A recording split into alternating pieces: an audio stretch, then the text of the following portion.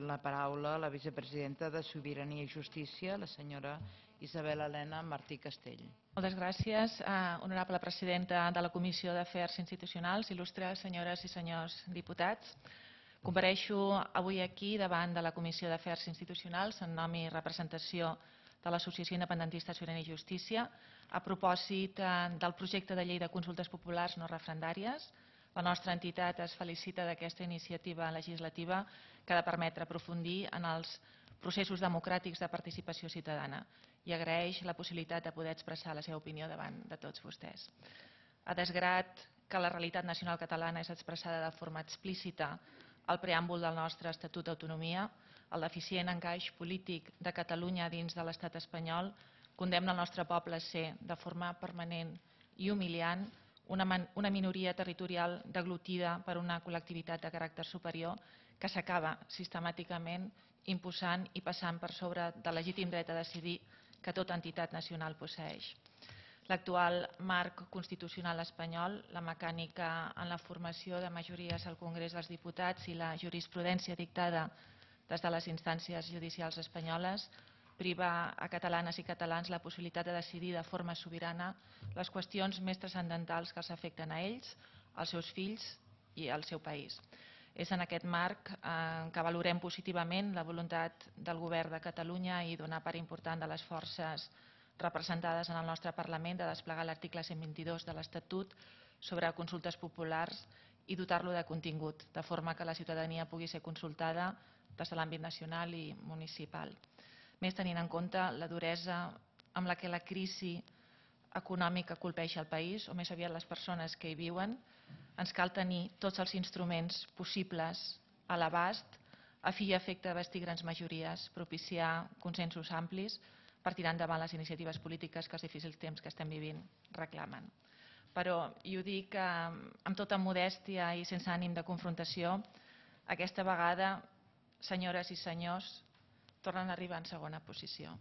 Molt darrere de la societat civil, molt darrere del poble de Catalunya, que des del 13 de setembre del 2009 a Arenys de Munt fins al 10 d'abril del 2011 a Barcelona va organitzar i celebrar 554 consultes populars per preguntar a la ciutadania no sobre el pacte fiscal, sinó sobre la independència de Catalunya. La manca de recursos i de suport institucional no va impedir que durant prop de 2 anys la societat civil catalana aboqués els esforços necessaris per fer sentir la seva veu, el seu desig de sobirania, la seva voluntat de llibertat.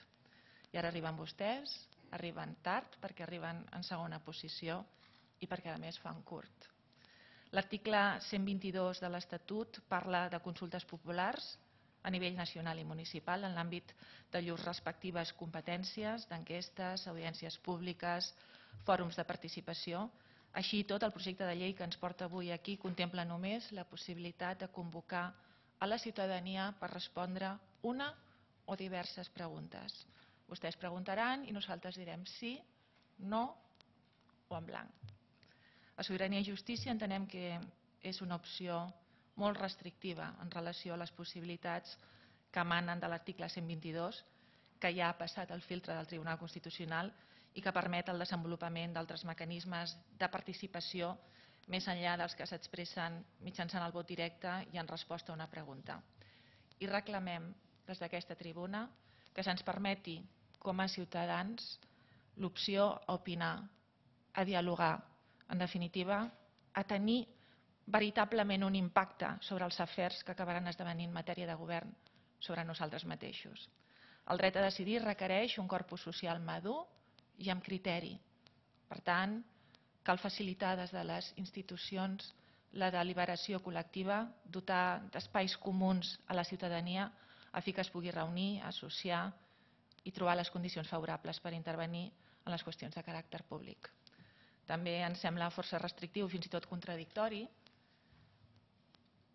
amb el que nosaltres entenem com a dret a decidir, que una proposta de consulta que hagi aconseguit satisfer tots i cadascun dels requisits establerts per la llei i aportar les signatures necessàries pugui ser tombada pel president de la Generalitat. No ens sembla que sigui l'expressió més excelsa de democràcia participativa. Com tampoc ho és, no ens enganyem, que s'exclogui de la facultat de convocar consultes al Parlament o als plens municipals, on verament resideix la sobirania popular. Però malgrat aquestes, al nostre entendre, limitacions, considerem una bona notícia, com dèiem en començar la nostra intervenció, que s'enceti aquesta via.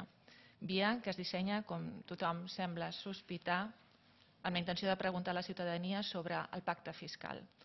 Ha advertit la vicepresidenta del govern espanyol, Soraya Sáenz de Santamaría, que si el Parlament de Catalunya gosa aprovar la llei de consultes, s'aplicarà la jurisprudència del Tribunal Constitucional en el sentit que ultrapassa el seu parer, des del seu punt de vista, les competències aparentment atribuïdes per la legislació vigent a una comunitat de règim comú, que no és ni més ni menys que el cas de la Comunitat Autònoma de Catalunya.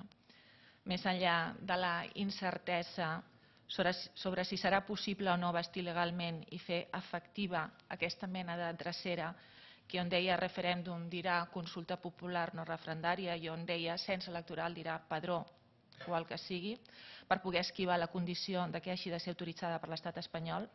Més enllà d'aquesta incertesa, nosaltres des de Sobirania i Justícia, des de la societat civil, els reclamem a vostès, als nostres representants polítics, la creació de mecanismes sòlids, solvents, estables, que garanteixin el dret a decidir sense cap límit. Però el dret a decidir de veritat, perquè el que volem és poder decidir com a poble, de forma lliure i sobirana. Decidir sobre el pacte fiscal fa curt i arriba tard. Volem decidir sobre la desvinculació política de Catalunya de l'estat espanyol, perquè volem sortir d'Espanya, perquè volem la independència de Catalunya. Moltes gràcies. Moltes gràcies a tots.